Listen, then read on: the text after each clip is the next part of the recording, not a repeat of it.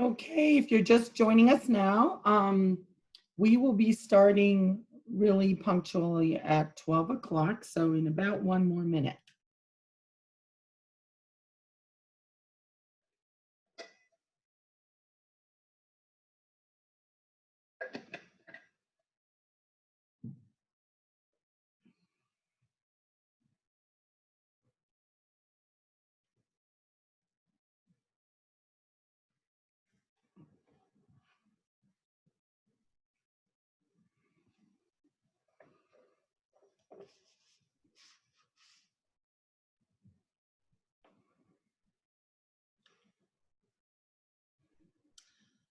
Okay, welcome everyone. This is the second week of Small Bites, Big Impact. I'm Kirsi Aulin, Director of the Ombuds Office, and my colleague Liz Hill, our Associate Director, is joining us as well. Liz, do you want to say hi? Hello, thanks for joining us. Today's topic is what did you say? Intentions versus outcomes. Last week's topic was about trust in remote situations. If you missed it, you can watch a video of it on the resources section of our website. So let's take care of a few logistics here. For some reason, it's not advancing. Okay, logistics. We have put you in a listen-only mode, and we've turned off your videos just to make sure the bandwidth is big enough that there aren't any difficulties in seeing the PowerPoint. We'd like to ask you to open your chat box. Now, if you're unsure where that is, if you take your cursor and hover along the bottom of your webinar window, there should be an indication for chat. If you click on that, it will open it up. We recommend you keep it open. It won't cover the whole page, but it allows you to ask questions, make comments, and see what other people are writing. From time to time, I will ask a question and I'll ask you to respond in the chat box. Just know that your name is attached to the answer, and we are recording this webinar so that we can post it on our website for future viewers. While I'm presenting, Liz will field technical questions if you have any issues with viewing things or using the chat box. So just let her know when you have a problem. We will try to finish the presentation in about 20 minutes, allowing for 10 minutes for questions at the end. If you have a very specific situation that you'd like to discuss, we would ask that you call the Ombuds Office and make an appointment to discuss that in a consultation. This is not a confidential setting, and so we want to make sure that we safeguard everyone's confidentiality. We are recording the session, as I mentioned, and if anyone that you know is missing this and wanted to participate, let them know. They can watch the video later. So without anything further, let's get started. So we're starting with a quote from Marcus Aurelius, who was a Roman emperor and also a philosopher. Everything we hear is an opinion, not a fact. Everything we see is a perspective, not the truth. I would like to soften that a bit. He used very black and white language, but I think he has a very good point in that when people share their perspective, it is their opinion. When we look at our own perspective, it is a perspective and not necessarily the truth. So if you look at these two characters in the cartoon below, I wonder if you've ever had an experience like this. And so if you could chat in the chat box just with a yes or no, where you are looking at a situation and you know what you see, and someone else is looking at the same situation and they are saying something completely different. So, you know, we have a little Escher-esque drawing there in the middle. The character on the left is saying, well, they're obviously for, and the other person's saying, no, 3. And you can see that, you can even hear from the shortness of the language that they're a little frustrated. I'm so glad there were so many yeses on the chats, because I thought, I hope I'm not the only person that's had this experience. So, you know, I've had this experience, and when I'm in this experience, I know I'm right. I'm absolutely convinced. And the other person just needs to slow down and listen to me. The problem is that they are just as sure of themselves. And so this puts us in conflict, of course. What's very interesting is that how we perceive the other person, how we view them, what we think their motivation is, what we think their intention is, has an enormous impact on the outcome of the conflict. So when we look at something like what these two characters are involved in, you know, you wonder how the characters view each other. So let's think about, let's say you're the character on the right, and you're saying, no, 3. Even from this small amount of information, put in the chat box what might be some likely negative interpretations you might have of the other character.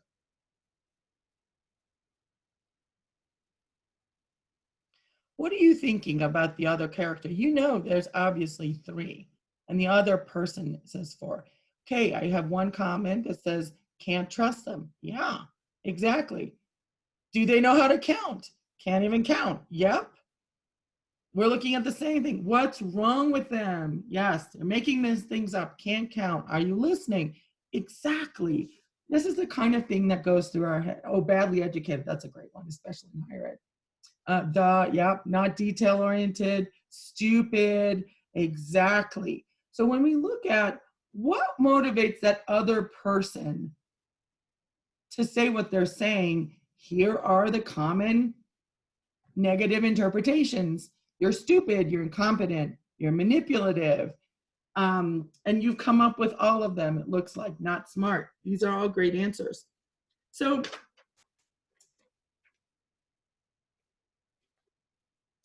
let's take a look at some possible positive motivations. If we were to think that the other person is not stupid, incompetent, or manipulative, how might we interpret the behavior?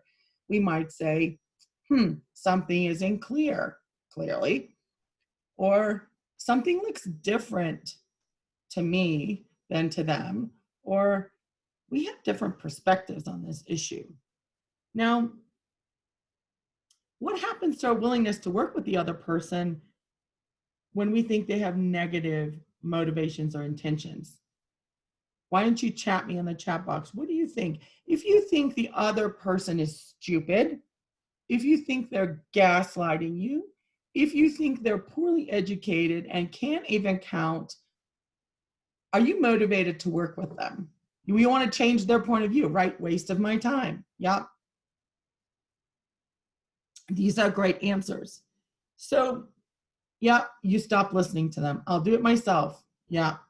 Oh, there's a great one. Depends on if they're teachable. So that's a more nuanced view. When we think about, you know, what motivates the other person, if we think their motivations are negative, we tend to dismiss them. We tend to not listen to what they have to say. We tend to discount what they are saying. So unfortunately, as human beings, when we don't know someone's intentions, we fill in the gaps. We, you know, we don't tend to ask, we tend to interpret based on other information we have. And when we guess about someone else's motivations, we tend to guess negative 60 to 70% of the time.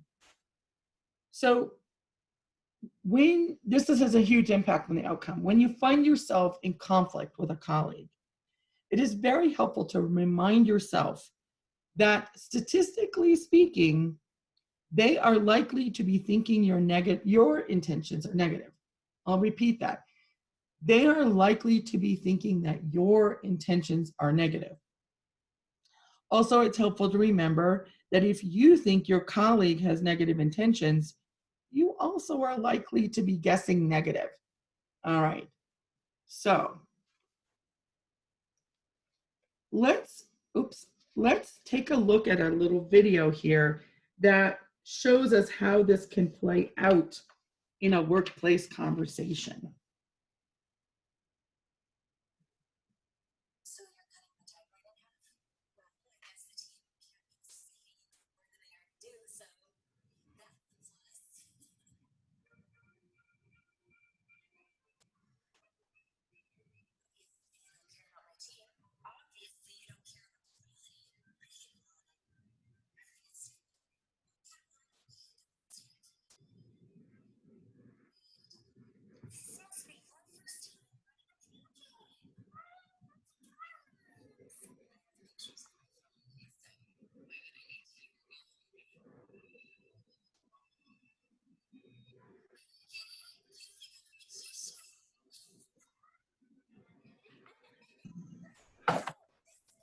Sorry to interrupt. This is Carrie.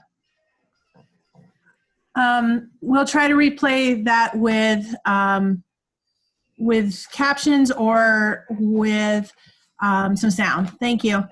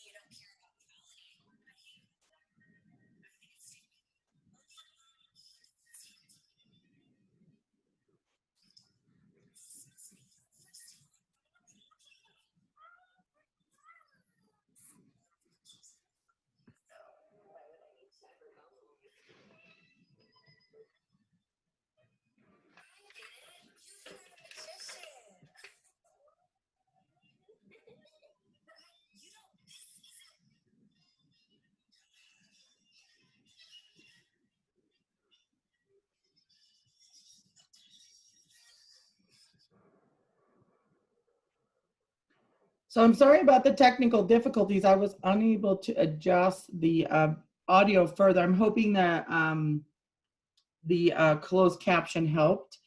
You know, it was a silly video about Karen's reaction to Gary sharing that the timeline for her project was cut in half. And, you know, when you think about, you know, Karen's responses, which I thought were pretty funny once you can read the captions. I apologize about that. Think about what are the motivations of these two characters? So we see Karen acting pretty goofy, acting, you know, going a little off sides. What is her motivation? What does she want? Can you figure out what she wants aside from the behaviors that you watch? So if you could chat that in the chat box. What does Karen want?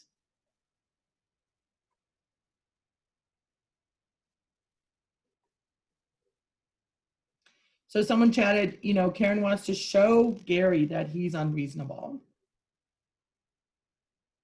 Any other thoughts? What are her intentions? Show that she works harder than anyone else. Wants more time, wants to have a realistic deadline. She's the one being imposed on, so she was unhappy, trying to express the timeline as realistic.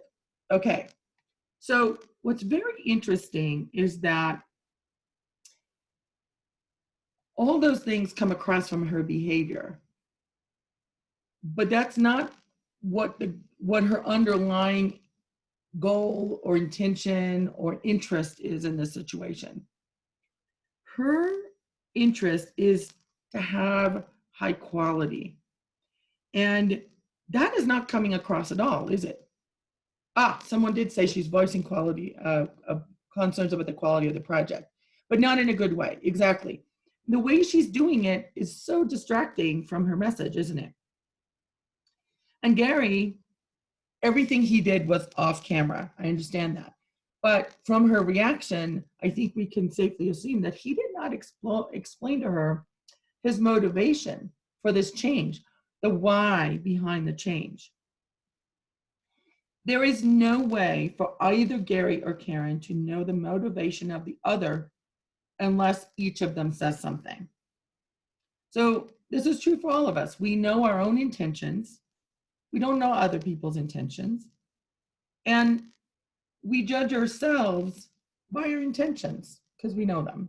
We judge other people by the impact of what they've done on us.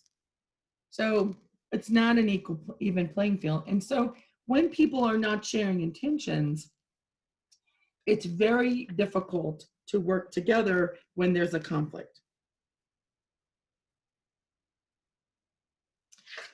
So how different would Karen and Gary's interaction be if Gary started by stating his intentions for the new shorter timeline? Something like, I value your team and the work they are doing.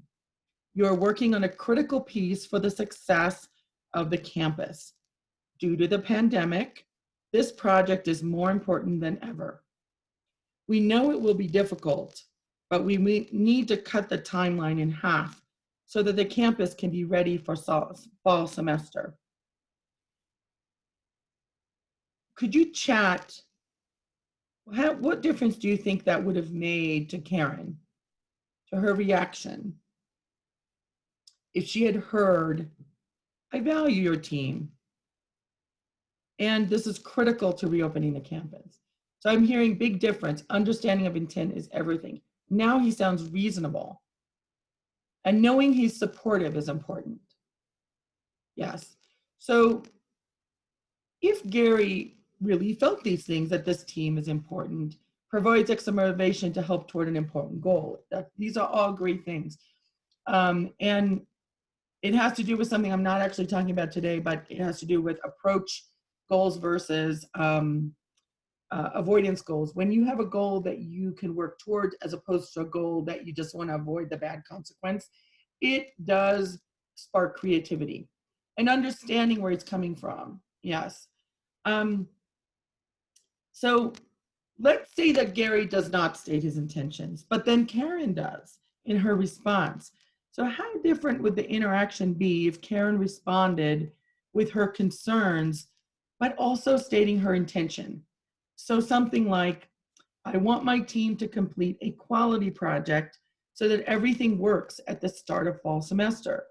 This timeline change is really drastic, and I don't think there is any way we can meet it. So you can probably easily see that instead of Karen then acting in these silly ways, there would be a dialogue that would be started with Gary about how the goal could then be achieved. Okay, so we're going to talk a little bit about some tips for how you can handle situations when you have this kind of conversation that shows conflict, as well as you wondering about motivations. You'll notice that all the tips are focused on you. We say this often, that we know we can't control other people. However, in my experience in the Ombuds Office, we often act as though we think we can. But nevertheless, we're going to take a look at what you can do to avoid this problem. So if you find yourself thinking that your colleague has negative intentions, stop, use strategies to calm yourself and regroup. You may already have strategies that you know help you. Some people find that taking a walk is helpful, meditating, taking a break, all those things can help you. If you find that it's very difficult for you to calm yourself, I would recommend that you look at some resource for that. There is an upcoming training that hasn't been launched yet.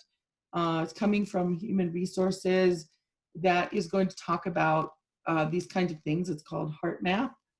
So if you find that you have trouble with getting yourself to a calm place in the middle of a workplace conflict, you might look for that when you when we finish with the webinar.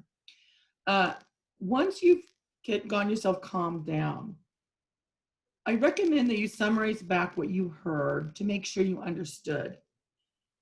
And the reason I recommend this is that we in the Ombuds Office do see conflicts. Sometimes they've been going on for over 10 years. And people come to a mediation and in the mediation discover that in fact, the start of the conflict was that there was a miscommunication or misunderstanding. So starting with something like, if I hear you correctly, you are shortening our timeline by half, allows the other people to correct any misunderstandings you may have, to confirm that you've heard correctly. Once you know that you have the correct information, and again, you want to use a calm tone of voice and share with the other person what the impact of this change or this particular circumstance is on you. So for example, can you help me understand what is the reason for taking this action? That will help the other person state their intentions and their motivations, which can then hopefully get the two of you into a place where you can have a dialogue about that and you can understand better what that person is wanting to accomplish. Once you hear their intentions, or even if you don't, if that person is evasive, you can then continue, and again, I'm emphasizing the calm tone, by explaining the impact as well as your intentions. So something like this will make it difficult to achieve good quality. Quality is a high priority for my team. So you can see I stated the motivation for the team and what the change in the timeline would do. Okay. This is the nugget that we're sharing today. And Liz, can you tell me if there were questions that were expressed in the chat box that I can answer at this point? I don't have any yet, but if people do have a question, now is a great time to start putting those in the chat box and we'll do our best to answer those for you.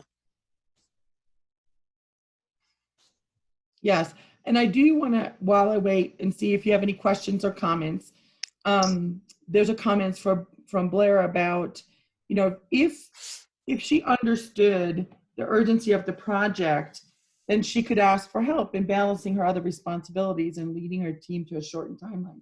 Yes, exactly. Okay, so Kirsi, you do have one, a question about expressing a calm tone when you're communicating via email. Yeah, so first of all, I have to say it's very difficult. The people who study human communication say that most of communication is nonverbal. So when we are communicating by Slack or chat or email or text, we're limited to the verbal piece. And the most recent estimates for verbal versus nonverbal are like 96% nonverbal, which is sort of a stunner. The first thing I would recommend is, if at all possible, once you see, let's say you're emailing and you see that there is a conflict, stop emailing, arrange for a time to have a conversation. We can't do it face-to-face now, but you can use video. It is not the same as face-to-face. A lot of nonverbal communication is lost in a Zoom, but it would allow you to have a little bit more nonverbal communication. If Zoom is not possible or some kind of video is not possible, doing something over the phone, where you can hear someone's tone of voice is very helpful. If none of that is possible, then you are reduced to choosing your words extremely carefully, choosing nuanced words that are calming, using lots of adjectives and adverbs as descriptors for what you're saying, so that you can hopefully communicate your tone of voice. It's much dicier than doing it in person, where you can hear or see an immediate reaction if someone misunderstands you and then correct that. Great. Did I answer your question? I have to see. She'll have to tell us yes or no in the chat box. Okay, let me scroll down here because a few more came in. There's lots of, I'm going to open this up. There's lots of things popping up here. What if you share your intentions but get nothing back from the other person? That can happen. So then you're still in the dark about what their other person's intentions are. And so, you know, when I was looking at, I'm going to go back to this previous slide, you know, when you ask for the other person's intentions, they might not share them with you. And in fact, given what's going on in the university right now, they may not be able to share intentions with you always. And so you can still, and again, emphasis on calm tone, share your intentions and share the impact of the decisions on you. And that allows the person to see you clearly. Even if it's half the equation, it will give you a more of a ground for dialogue than you had before. Great. Go ahead and let us know if that answered your question, and I'll keep going here. Do you think Zoom interactions pose special challenges to these high-stake conversations? Absolutely. And it's all we have right now. That's the best we have. We do not see the nuance of people's reactions, nor can we really expect people to pick up the nuances of our reactions. You know, in my team, we've resorted to, like, you know, making thumbs up signs and, you know, trying to make the nonverbals more explicit. It is much more difficult. And I think that stating and restating intentions can be a useful tool for helping the other person understand where you're coming from. So much gets lost in a video. Yes. And Kirsi, this is Liz. I'll just add too, maybe in the follow-up email, we can include a link to Mark Patterson. He's one of our colleagues in California who actually wrote an article on this exact topic, how to have these more difficult conversations using the resources we have now, the Zoom platforms and others. Yeah. So we can include that link. Okay, there's another one here. What happens when we learn that the intentions do not match with our standard, or that the intentions are not positive? Yeah. Okay. So that's a big question. Actually, that's sort of two big questions. Knowing someone's intentions is incredibly useful because you know where you stand and you know where they're coming from. You're not always going to agree with their intentions, and you're not always going to find that their intentions are good for the university. If we are talking about a policy violation, then that is something that you can have a number of options with. You could decide to discuss that directly with the other person to say, I hear this is your intention, and as far as I understand, this would be a violation of X policy, and bring it to them. So as an aside, we have many complex overlapping policies at the university, and we do run into situations regularly at the Ombuds Office where people are simply unaware of policy. And so that does allow the other person to self-correct if you take it to them. Of course, if you, you know, do not feel comfortable doing that or suspect that there is intention behind that, for example, embezzling, let's say, you can report that to the university through ethics line or through talking to someone further up in the organization. If you're caught up in a situation like that, We at the Ombuds Office are a place where you can get confidential consultation around it. This is a specific function that we perform here at the university. What was the second half of that question, Liz? Was That if the intentions are not positive. the intentions are not positive. Then I would say you've discovered something very interesting about that person. You can then decide what you want to do. You could state your intentions. You can note that your intentions and their intentions are in conflict. You could potentially seek a mediation, which is something we perform as a service that we offer at the Ombuds Office. You could take that upline in your organization to talk to someone at the next level to see if this negative intention is in fact in alignment with a higher authority in your part of the organization, or if it's an outlier. If it's an outlier, we often work with senior leaders on campus who will step in to correct those kinds of intentions. If you'd like to explore how that works, we would be happy again to consult with you and help you understand your options more deeply. That was a very big question. I'm giving you the 10-second answer. If you want to delve into that more, please seek a consultation with us. It is absolutely confidential, and we can go through in more detail the kind of options that are available to you or someone else in those situations.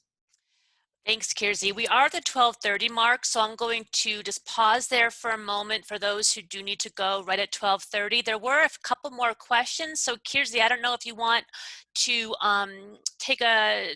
try to answer those in the next couple of minutes for those who want to stay on. Yeah, I'm happy to stay and answer questions. Feel free to leave if you need to. It's been a pleasure having you join us today. We look forward to seeing you again. We have another webinar next Tuesday, same time, same place, and we hope you can join us for self-care. Okay, great. Thanks, everyone. I'm going to keep going on to the next question. There's another comment here that amid the pandemic, Kirsi, there are what this person perceives to be insensitive postings from coworkers, and it makes them mad. Any thoughts or advice on that? Yeah, actually, I'll be honest with you, I've had that experience too. I became ill with the virus, and it was a 6-week ordeal to get to where I feel like I'm relatively healthy. And I too have seen things that I think are very insensitive. I saw an article, for instance, posted about the upsides and benefits of pandemics, and that was insulting to me. If it's, and this was not someone working close to me or anything like that, but if it had been, personally, I would go and try to have a conversation with that person. What I find is that most often is that people have no intention of harming others in these ways, and they don't realize the impact of what they're doing. If you feel comfortable talking with the person to say, hey, here's how this affected me, they are most likely going to be very remorseful. And so that would be, if this is someone you work with, I would recommend that you do that. If you're worried about that, you could certainly share your concerns with your supervisor, for example, and maybe they can make a blanket statement about, for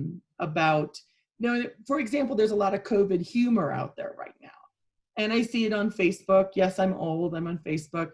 And I share a lot of it too. And I share it from a place where, hey, I survived this damn thing, excuse my French, and I feel strongly about it.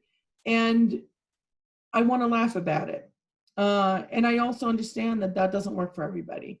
So I'm not intending to hurt people when I share humor about the virus on my Facebook page. that's not my intention. My intention is to, you know, get some comic relief going. So you don't know what their intentions are when they're posting things that are offensive, and you might talk to them about it. If, however, the offensive nature of the comments are something that are violation of our protected class, for example, I've heard from friends of mine that they have been accosted with anti-Asian comments, then that is something you can report to the Office of Institutional Equity and Compliance. They will look into it. That is completely unacceptable at the university. Okay. Any other questions, Liz? Yeah, there were some other ones here. Suggestions for eliciting comments or starting conversations if you sense that someone isn't assuming positive intentions. So this question is preceded with, you know, we talk a lot about assuming positive intent. And so sometimes just saying it feels, you know, it can come across as defensive. So any thoughts on when you sense someone in discussion is not assuming positive intention? Yeah, that is, I would use these same steps. We're on that same slide. You know, if you find yourself thinking that your colleague has negative intentions, or if you think someone else is assuming them about you, I would use these kinds of steps of clarifying, stating intention. You could even say, can we start this conversation over? I'd like to start by stating sort of what I'm hoping to achieve here, or you know, some kind of a reset. Can I state this over? Can we try this dialogue again? It's not working. For lots and lots of examples of how to do that and strategies and practice, I highly recommend a training that's available through Human Resources called Crucial Conversations. It will walk you through a whole host of strategies that will help you when the conversation is stuck or when you think they think you have negative intention. Absolutely. So there are lots of things that you can do. I'm only mentioning a few, and that training covers this in great detail. So again, I highly recommend it. You can sign up through the HR website. I believe it currently costs about $260, which usually departments are willing to pay for. Great, thank you. So I just want to make sure, does that answer that question? I know there were some follow-up comments about that. If you're still on, I don't want to call you out on the recording, but if you're still on, could you just let us know if that answered your question? That would be great. And while we're waiting for that, I just want to point out that there was a shared link, a 6-part series blog on tools for high-stakes conversation by one of your colleagues. So take a look at that. And like I said, we'll include some links to additional resources in the follow-up email. Was there anything else, Kirsi, that you wanted to cover before we call it a wrap for today? You know, I think that's it. I thank you so much for the excellent questions. You all have been very thoughtful about this subject, and I'm happy to talk to any of you individually if you want to make an appointment. I know Liz would be as well. Thank you so much for joining us, and we look forward to having you join us again next week. Bye. Okay, thank you. Bye-bye.